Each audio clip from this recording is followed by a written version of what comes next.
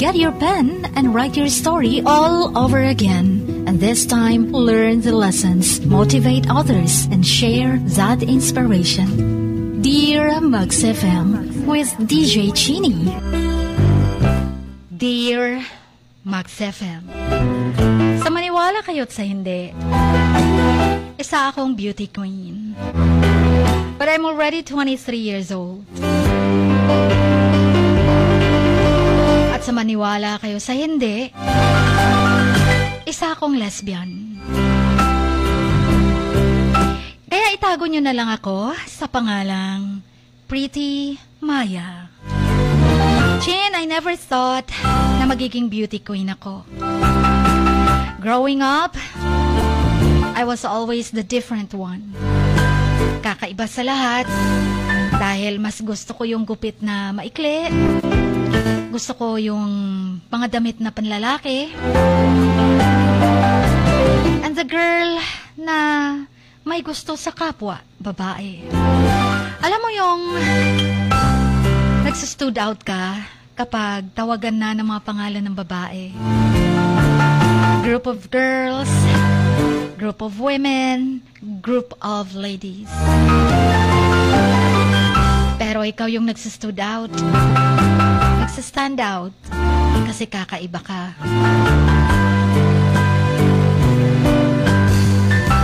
Halatang halata sa kilos ko na kilos lalaki, lesbian. Pero hindi ko sinasabi na lesbian ako. Sinasabi ko pa rin sa iba na babae ako. Kahit may crush na babae. But as a lesbian, I found peace in my own identity. Kahit patago lang. I was confident, fierce, at hindi ko hinihingi ng sorry ang pagiging lesbian ko. And then one day, nagkasakit ang papa ko. Walang-wala kami noon. Desperado na ang mama ko kung saan-saan na lang nangungutang. Hanggang na mild stroke si Papa. Hindi na namin alam kung paano babayaran yung nautang namin, dinagdagan pa. Hanggang sa may nakita ako na announcement. Beauty pageant. May premyo. 30,000 ang prize.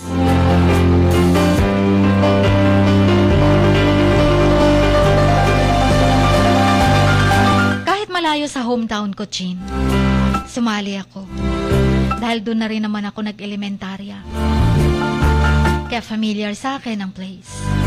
Para sa akin, it wasn't just about looks. Hindi yung mga sinasabi nilang empowering women, promoting self-love. Dahil ang purpose ko nun ay ang manalo ng pera.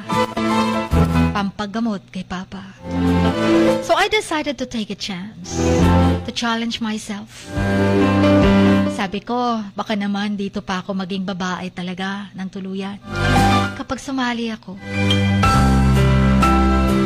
Pero kung hindi, okay na ako sa pagiging lesbian. Pero na-challenge din ako to redefine what it means to be a beauty queen. So nag-audition ako, and to my surprise, aba, nakuha ako, Chin. Intense yung journey namin. Kailangan kong i-confront yung doubts ko, yung societal expectations ko, and the fear of judgment. But I refuse to let anyone define me, bully me. Total, wala namang nakakilala sa akin talaga dun. Alam mo nung nasa stage na ako, Chin, matapos yung mga rehearsals na hindi ko gustong-gusto. Yung bago ka palang nag-heels, pero natuto agad ako. Siguro dahil sa determination ko na manalo para kay Papa. As I walked the stage, sash in hand, I felt a sense of pride and ownership. I was no longer just a lesbian, sabi ko. I was a woman, a queen to be, and a symbol of hope para kay Papa. Akala ko yun na yung transition. My transition wasn't just about becoming a beauty queen. It was about embracing my authenticity. I proved to myself and others that beauty knows no bounds, and that identity is complex, and that love is love. My love for my father. Pero nandun pa rin ang takot ko, Chin. Lalong-lalo na nung kinoronahan ako. Yes, nanalo ako. Naging title holder. Naging isang ganap na beauty queen. But the fear of being outed and bullied by my colleagues, yun na yung kinatatakutan ko, Jane. I'll admit, being a beauty queen wasn't always easy for me. Dahil as a lesbian, kilala ko sarili ko. I knew I'd face challenges in an industry na ang pinaprioritize ay yung traditional beauty standards. And I refused to let fear hold me back. Kasi when I first started competing, I was terrified that someone would discover my secret. Nakikita ko kung anong mga nangyayari sa mga LGBTQ plus individuals sa industry. Yung bullying, yung harassment, yung discrimination. Ayoko namang isa ako sa magiging tulad nila. Pero alam mo ba, Chin, na ang challenge nung matapos akong kinoronahan?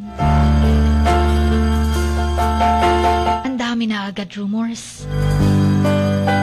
Kesyo, may girlfriend akong babae. Kesyo, hindi naman talaga ako ganap na babae. Kesyo, lesbian nga ako. Isang Maya.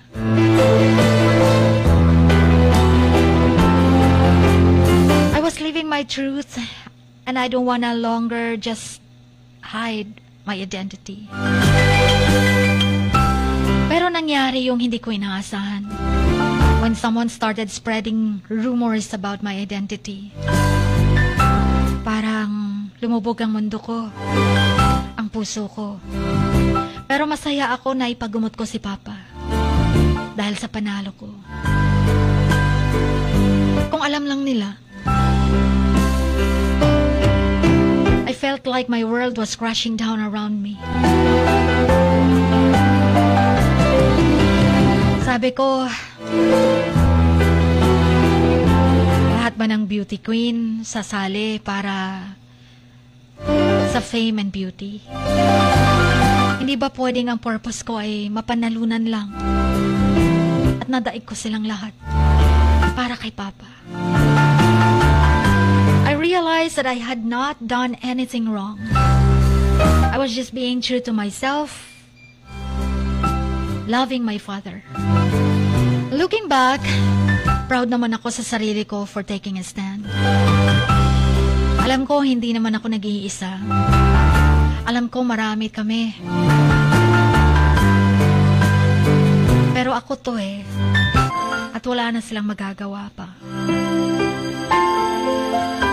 Pero alam mo, hindi na tigil-tigil yung mga chismis about me.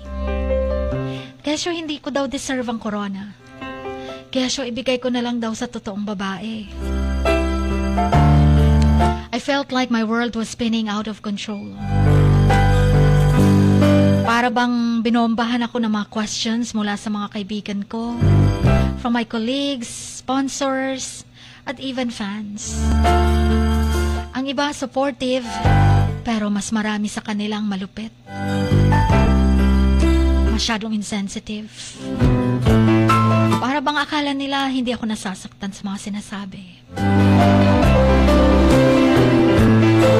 I remember one particular conversation with a sponsor who questioned my lifestyle choices. Parang minaliit ako. Para bang feeling ko hinusgahan agad ako at criticized for being myself.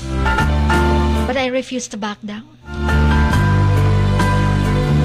Kaya napabuntong hininga na lang ako.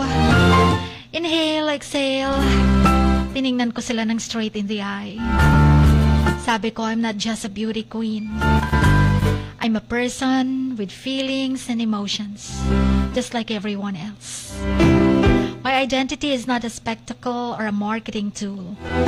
It's who I am, and I won't apologize for it. Parang natameme yung sponsor na nagtanong sa akin nun. Parang natigilan sa confidence and conviction ko. But they backed off, and I realized that I had just set a boundary. Dahil ayoko na yung huhusgahan ako agad kahit hindi pa ako nakikilala. Siyempre, supportive ang iba, pero mas marami dumistansya. Ang dami pang mga comments tungkol sa akin. Hindi lang nila matanggap na talo sila. Natalo sila sa isang lesbian na katulad ko.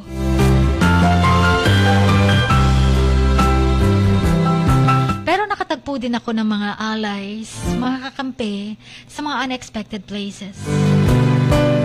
My fellow contestants, mga advertisers, yung organizer din, nagpakita naman ng suporta. Si Rachel, yun yung unang nag-approach sa akin. Sabi niya, sorry kailangan mong mapagdaanan pa ang mga ito. Kapalit ng koronang napanalunan mo. But you are an amazing queen. And your identity doesn't define your worth. Nandito lang ako no matter what. At yung words niya meant the world to me. I realized that I wasn't alone, that there were people who cared and supported me for who I am. Kinatatakutan ko lang, Chin, ang makarating sa pamilya ko. Prinsesa kung ituring ako ng kuya ko. Ng pamilya ko. Pero kung malalaman nila na lesbian ako, ewan ko kung matatanggap nila. Hanggang sa na-in-love ako kay Rachel. Dahil siya lang nakita kong todo suporta at walang pretensions. Walang conditions. In the end, I wanna speak out about my identity na. Pero hindi ko alam kung paano ko tatanggapin ng pamilya ko. It wasn't easy. Dahil gusto ko na ring lumaya. Gusto ko nang maging free sa sarili ko. Without apology. I had to prove to myself and others that beauty comes in all forms.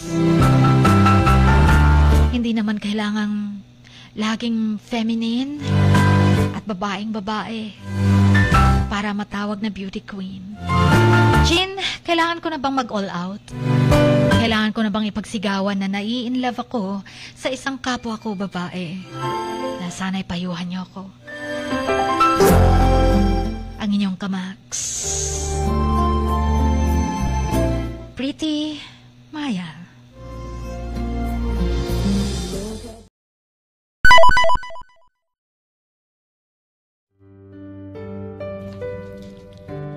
Sa bawat pagluha mo, may nakatagong kwento. Sa bawat ngiti mo, may gustong sabihin ang puso mo. At sa likod ng iyong halakak at maging sa pagkabiko mo, may mensaheng nakabalot sa iyong pagkatao. At ang tanging nais mo lamang ay mapakinggan ang mga ito ng buong mundo.